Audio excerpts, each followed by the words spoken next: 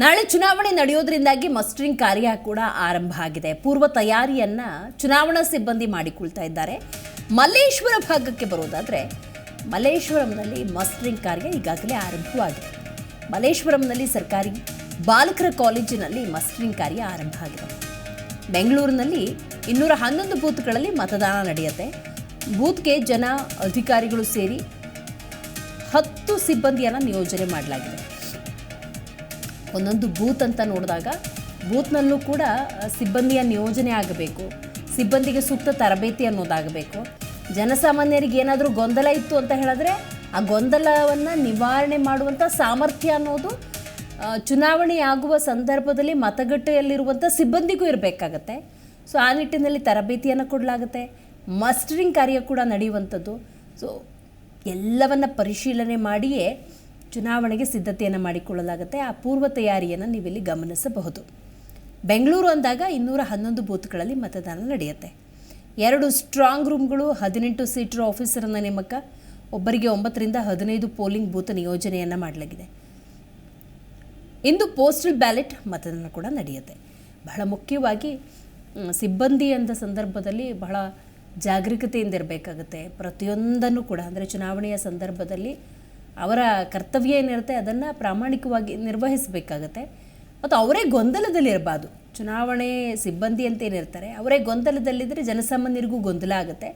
ಆ ನಿಟ್ಟಿನಲ್ಲಿ ಪ್ರತಿಯೊಬ್ಬರಿಗೂ ಕೂಡ ಟ್ರೈನಿಂಗನ್ನು ಇಲ್ಲಿ ನೀಡಲಾಗುತ್ತೆ, ತರಬೇತಿಯನ್ನು ನೀಡಲಾಗುತ್ತೆ. ನಂತರದ ಸಂದರ್ಭದಲ್ಲಿ ಯಾರೇ ಮತದಾರರಿಗೆ ಸಣ್ಣ ಪುಟ್ಟ ಗೊಂದಲಗಳಿದ್ರೂ ಕೂಡ ಈ ಚುನಾವಣಾ ಸಿಬ್ಬಂದಿ ಏನಿರ್ತಾರೆ ಅವರ ಜೊತೆ ಖಂಡಿತವಾಗ್ಲೂ ಮಾತುಕತೆಯನ್ನು ನಡೆಸಿ ಪರಿಹಾರವನ್ನು ಕಂಡುಕೊಳ್ಬಹುದು. ಸೊ ನೋಡಿ, ಮಲ್ಲೇಶ್ವರದಲ್ಲಿ ಮಸ್ಟರಿಂಗ್ ಕಾರ್ಯ ಕೂಡ ಆರಂಭ ಆಗಿದೆ. ನಾನಾಗಲೇ ಹೇಳ್ತಾ ಇದ್ದೆ, ಕರ್ನಾಟಕ ಅಂದಾಗ 2 ಹಂತದ ಮತದಾನ, ನಾಳೆ ಮೊದಲ ಹಂತದ ಮತದಾನ ಪ್ರಕ್ರಿಯೆ.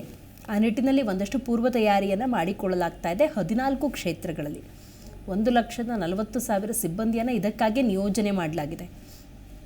ಇದೆಲ್ಲದರ ಜೊತೆಗೆ ಒಟ್ಟು 30,602 ಮತಗಟ್ಟೆಗಳಿದ್ದಾವೆ. ಸೊ ಮತಗಟ್ಟೆಯಲ್ಲಿ ಯಾವ ರೀತಿಯ ಗೊಂದಲ ಉಂಟಾಗಬಾರದು, ಆ ನಿಟ್ಟಿನಲ್ಲಿ ಚುನಾವಣಾ ಸಿಬ್ಬಂದಿಗೆ ತರಬೇತಿ, ಯಾವುದೇ ಅಹಿತಕರ ಘಟನೆ ನಡೆಯಬಾರದು, ಆ ನಿಟ್ಟಿನಲ್ಲಿ ಪೊಲೀಸ್ ಸಿಬ್ಬಂದಿಯ ನಿಯೋಜನೆ ಮತ್ತು ಯಾವುದೇ ರೀತಿಯ ಗೊಂದಲಗಳು ಮತದಾರರಲ್ಲೂ ಉಂಟಾಗಬಾರದು.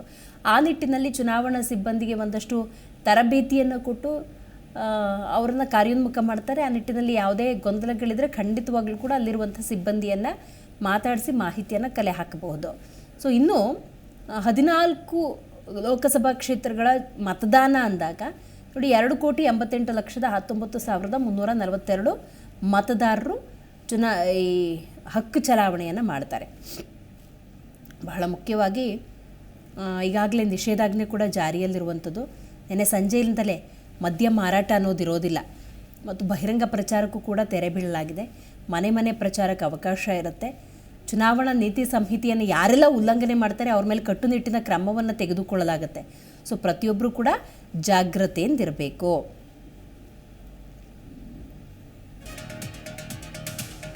ರಾಜ್ಯದಲ್ಲಿ ಮೊದಲ ಹಂತದಲ್ಲಿ ಒಟ್ಟು 14 ಕ್ಷೇತ್ರಗಳಲ್ಲಿ ಏಪ್ರಿಲ್ 26 ಅಂದರೆ ನಾಳೆ ಮತದಾನ ನಡೆಯುತ್ತೆ.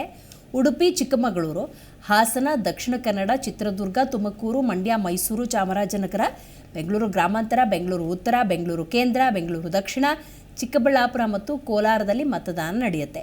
ಈ 14 ಕ್ಷೇತ್ರಗಳು ಅಂದಾಗ ಒಟ್ಟು ಆಗಲೇ ಹೇಳಿದ ಹಾಗೆ 2,88,19,342. ಈ ಪೈಕಿ 1,44,28,099 ಪುರುಷ ಮತದಾರರಿದ್ದಾರೆ. 1,43,88,176 ಮಹಿಳಾ ಮತದಾರರಿದ್ದಾರೆ. ತೃತೀಯ ಲಿಂಗಿಗಳು ಅಂದ ಸಂದರ್ಭದಲ್ಲಿ 3,067 ತೃತೀಯ ಲಿಂಗಿ ಮತದಾರರಿದ್ದಾರೆ. ಚುನಾವಣೆಯ ಸಂದರ್ಭದಲ್ಲಿ ಆ್ಯಪನ್ನು ಕೂಡ ಬಿಡುಗಡೆ ಮಾಡಲಾಗಿದೆ. ಪ್ಲೇಸ್ಟೋರ್ ಇದೆಯಲ್ಲ, ಅಲ್ಲಿ ನೀವು ಆ್ಯಪನ್ನು ಡೌನ್ಲೋಡ್ ಮಾಡಿಕೊಂಡ್ರೆ ಖಂಡಿತವಾಗ್ಲೂ ನಿಮ್ಮ ಮತಗಟ್ಟೆಯನ್ನು ಹುಡುಕೋದಕ್ಕೆ ಸಹಾಯಕ ಆಗುತ್ತೆ. ಯಾರೆಲ್ಲ ಗ್ಯಾಜೆಟ್ ಫ್ರೆಂಡ್ಲಿ ಇದ್ದೀರಿ ಅಂದರೆ ಮೊಬೈಲ್ ನಿಮಗೆ ಆ್ಯಕ್ಸೆಸ್ ಈಸಿ ಆಗುತ್ತೆ, ಮತಗಟ್ಟೆ ಎಲ್ಲಿದೆ ಏನು ಎತ್ತ ಈ ರೀತಿಯ ಗೊಂದಲಗಳಿದ್ರೆ ಪ್ಲೇಸ್ಟೋರ್ನಲ್ಲಿ ಚುನಾವಣೆಯ ಆ್ಯಪನ್ನು ಕೂಡ ಬಿಡುಗಡೆ ಮಾಡಲಾಗಿದೆ. ಅಲ್ಲಿ ಡೆಫಿನೆಟ್ಲಿ ನಿಮಗೆ ಕ್ಲಾರಿಟಿ ಸಿಗುತ್ತೆ. ಎಷ್ಟರ ಮಟ್ಟಿಗೆ ಕ್ಲಾರಿಟಿ ಕೊಟ್ಟಿದ್ದಾರೆ ಅಂತ ಹೇಳಿದ್ರೆ, ನೀವು ಅದಕ್ಕೆ ಲಾಗಿನ್ ಆದರೆ ಸಾಕು, ನೀವು ಚುನಾವಣೆ ಹೋದ ಸಂದರ್ಭದಲ್ಲಿ, ಮತದಾನ ಮಾಡೋಕ್ಕೆ ಹೋದ ಸಂದರ್ಭದಲ್ಲಿ ನಿಮ್ಮ ಹೆಸರನ್ನು ಹುಡುಕ್ತಿರ್ತಾರೆ ನೋಡಿ, ಆ ಶೀಟನ್ನೇ PDF ಫಾರ್ಮೆಟಲ್ಲಿ ಅಲ್ಲಿ ಹಾಕಿಬಿಟ್ಟಿದ್ದಾರೆ. ಸೊ ನಿಮ್ಮ ಹೆಸರನ್ನು ನೀವು ಅಲ್ಲೇ ಕಂಡುಕೊಳ್ಬಹುದು. ಸೊ ನಿಮ್ಮ ಮತಗಟ್ಟೆ ಕ್ಲಾರಿಟಿ ಸಿಗುತ್ತೆ, ನಿಮ್ಮ ಹೆಸರು ಅಲ್ಲಿ ಇದೆಯಾ ಇಲ್ವಾ ಅನ್ನುವಂಥ ಕ್ಲಾರಿಟಿ ಕೂಡ ಡೆಫಿನೆಟ್ಲಿ ಸಿಗುತ್ತೆ. ಸೊ ಹೋಗಿ ನೀವು ಅಲ್ಲಿ ಮತ ಚಲಾವಣೆಯನ್ನು ಮಾಡಬಹುದಾಗಿದೆ.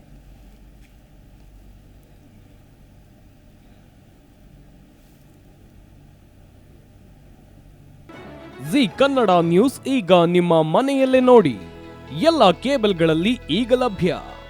ಸನ್ Direct 292, Jio TV 1334, U digital 162, city cable 51, GTPL 17, Abhishek cables 821, rock line telecommunication 51, Shri Basaveshwara number 60, Vinayaka digital number 53, in digital number 896ರಲ್ಲಿ.